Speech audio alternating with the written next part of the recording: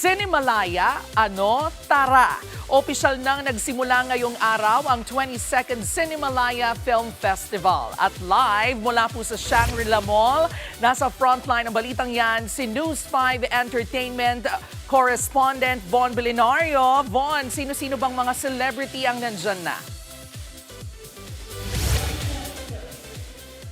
Nako, Jervy, talaga namang makulay at talaga naging enggrande nga itong opisyal na pagsisimula ng 22nd Cinemalaya Philippine Independent Film Festival dito nga sa Shangri-La Mall sa Mandaluyong City. Ang tema, Real Reflections, na mapapanood sa 9 na official entry para sa full-length category at 10 entry naman para sa short film category.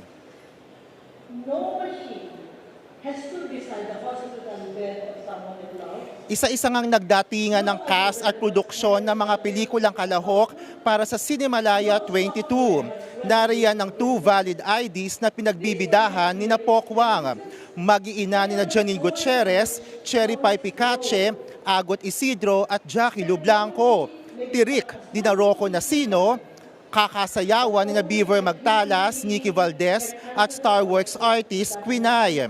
Hand of God ni Isa Calzado, Ruru Madrid, Ronnie Lazaro, Star Works artist Tyke Sanchez at Sue Ramirez. Tayo lang ang nakakaalam ni Martin De Rosario, Miguel Odron, Yayo Aguila at Epi Quizon. Status rejected ni Ruby Ruiz at Alessandra De Rossi. Animal ni Between Escalante, Ganggang sa direksyon ni J.L. Burgos, pati na ang mga short film entry. Present din ang mga jury members ng main competition tulad ni Dan Villegas, Sari Luch Dalena at iba pa kabilang ang mga foreign jury member. Ngayong Cinemalaya 22, mas pinahaba ang run sa mga sinihan na magsisimula sa August 7 hanggang sa August 18. Mapapanood ang mga entry sa Shangri-La Plaza, Gateway Cineplex at Select Ayala Cinemas tulad ng sa Trinoma, Manila Bay, Glorieta 4, Circuit at Market. Siyempre, isa sa mga media partner ng Cinemalaya 22 ang TV5.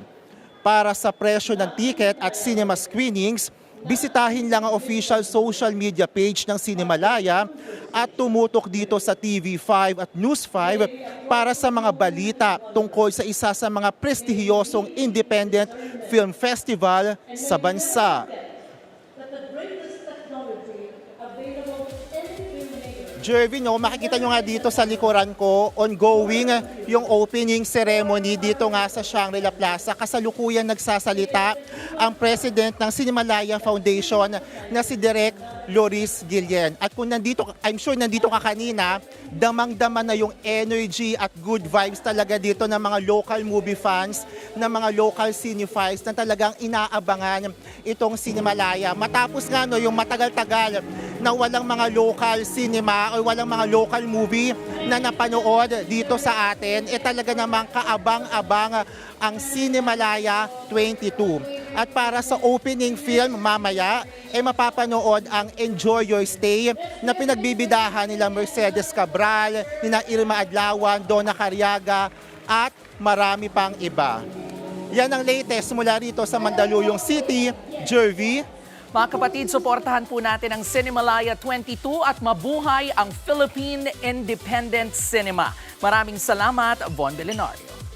Mga kapatid, Jervy Wrightson po. Eto na nga. Para sa latest showbiz news at iba pang kay-alaman, mag-follow at mag-subscribe na sa social media pages ng News 5.